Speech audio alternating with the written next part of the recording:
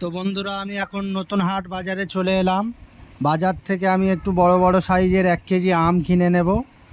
তো এখানে বড় বড় আম নেই, পাশের দোকানে দেখি। তো এই দোকানে একটু বড় বড় আম দেখা যাচ্ছে, একদম বড় বড়। তো এই বড় বড় 4টে আম আমি এখান থেকে কিনে নিলাম। এই 4টে আম কিনে নেওয়ার পরে এবার আমি আমগুলো ভালো করে ছিলে নিচ্ছি।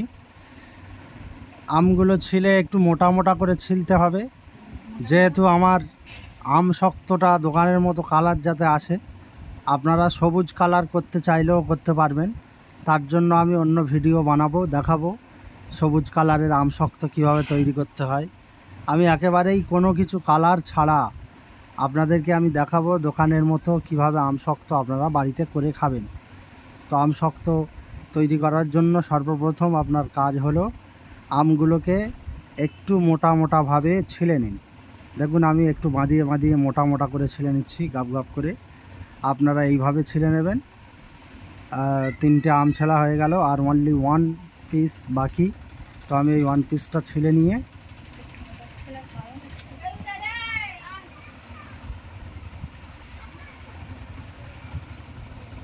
প্রায় 4টে আম আমার ছেলা হয়ে গেলে এই আমগুলোকে কুচে নিলাম। এবার আমগুলোকে আমি ধুয়ে নিচ্ছি, এই পানি দিয়ে ভালো করে একটু ধুয়ে নেবেন। আর একটা কথা আপনাদেরকে বলে রাখি, আমগুলোকে পরিমাণ মতো পানি দেবেন। আর এই কড়ায় আমি দিয়ে নিলাম পরিমাণ মতো পানি দিয়ে নিলাম। এই পানি দিয়ে সিম্পল আপনারা সিদ্ধ করে নেন। আমটাকে সিদ্ধ করে নিয়ে আপনাদের কাজ হলো এটা সিদ্ধ করতে করতে এটা এইভাবে পেস্ট করে দেবেন এর সাথে।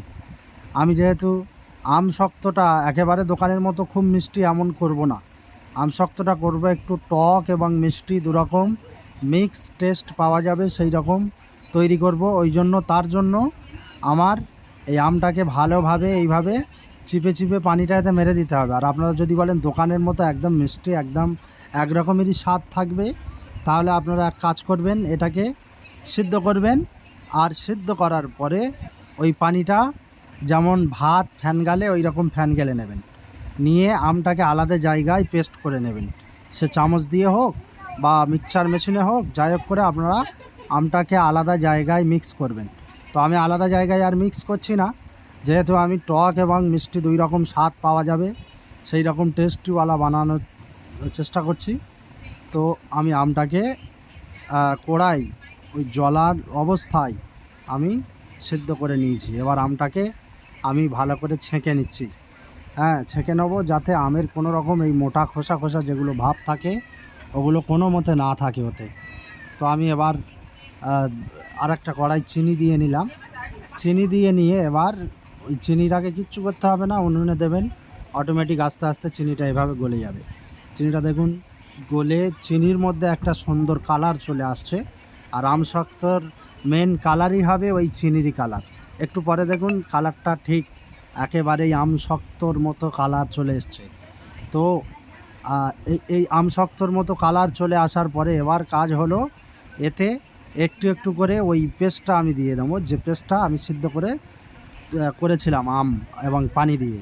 ওই পেস্টটা একটু করে দেব আর নেড়ে নেব, একটু করে দেব আর নেড়ে নেব। তো একটু করে দিচ্ছি আর নেড়ে নিচ্ছি। এবার আমি ওই আম শক্তটা কিছুক্ষণ পরে নাড়তে নাড়তে এইভাবে তৈরি হয়ে গেছে, আরও একটু দিয়ে নিলাম, সম্পূর্ণটা দিলাম না, একটু বাকি রাখলাম। তো এটাও ভালো করে মিক্স করে নিচ্ছি। এবার যা আছে সবটুকু দিয়ে আমি কিন্তু মোটামুটি এইভাবে ঘেঁটে ঘেঁটে ঘেঁটে ঘেঁটে একটা সুন্দর খুব সুন্দর পিওর একটা কালার, আম শক্তর মতো কালার চলে এসছে। সত্যি কথা বলতে এতে কিচ্ছু নেই, অনলি ওয়ান আম আছে আর চিনি আছে, একটু কায়দা মতো করে দিয়েছি, হয়ে গেছে। তো এবার ফুটিয়ে নেওয়ার পরে নামিয়ে নিলাম। বড় একটা খাঞ্জায় আমি ওই তেল একটু মাখিয়ে নিচ্ছি।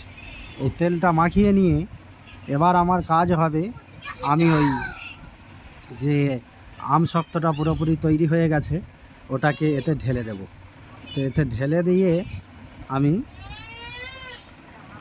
ভালো করে সমান করে নেবো। এটা ঢেলে নিচ্ছি প্রথমে ভালো করেই। ছোট ছোট বাসনে দেওয়া যেত, কিন্তু ছোট ছোট বাসনে দেবো না, আমি একবারেই আম শক্তটা একটা বড় জায়গায় রেডি হয়ে যাবে সেরকম ব্যবস্থা করলাম। এটা একটু পাতলা করে দিতে হবে, নেড়ে নেড়ে আমি চতুর্দিকে ছড়িয়ে নিচ্ছি। খাঞ্জায় চতুর্দিকে দেখুন চলে গেছে।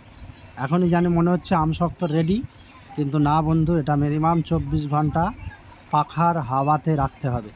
সাধারণত আমাদের সকলের বাড়ি পাখা চলে, রাত্রে শোয়ার সময় একটা পাতলা কাপড় দিয়ে ঢেকে দিয়ে আপনি একদিন এবং এক রাত পার করে নিয়ে তারপরে দেখবেন আম শক্তটা এইভাবে তৈরি হয়ে গেছে। দেখুন আম শক্তটা এবার আমি কেটে কেটে নিচ্ছি। আম শক্তটাকে তুলে আপনাদের দেখাবো কত সুন্দর একটা আম শক্ত তৈরি হয়েছে। কিন্তু আমি আপনাদের বলবো, আমি একটা প্লেটে তৈরি করেছি, আপনারা আলাদা আলাদা প্লেট নেবেন এবং একটু পাতলা করে দেবেন। আমার একটু মোটা মোটা দেওয়া হয়ে গেছে, যেহেতু একটা খাঞ্জায় বানিয়েছি ওই জন্য একটু মোটা মতো হয়ে গেছে। মোটা হলে কি হবে, আপনি যেমন ভাঁজ করতে চাইবেন সেরকম ভাঁজ হবে না, একটু ভেঙে মতো যাবে। তো তবুও খুব সুন্দর ভাঁজ হচ্ছে, অসুবিধা হচ্ছে না। তো আপনারা আরও পাতলা করবেন, পাতলা করে মোটা করতে চাইলে একটার উপরে আর একটা, একটার উপরে আর একটা, এইভাবে দিয়ে মোটা করা যাবে। আর দোকানেরগুলো ওইভাবেই দেওয়া থাকে, একেবারেই সবগুলো যে একবারে তৈরি করা থাকে তা নয়। দেখুন ফিনিশিং এইরকম একটা লুক চলে এসছে।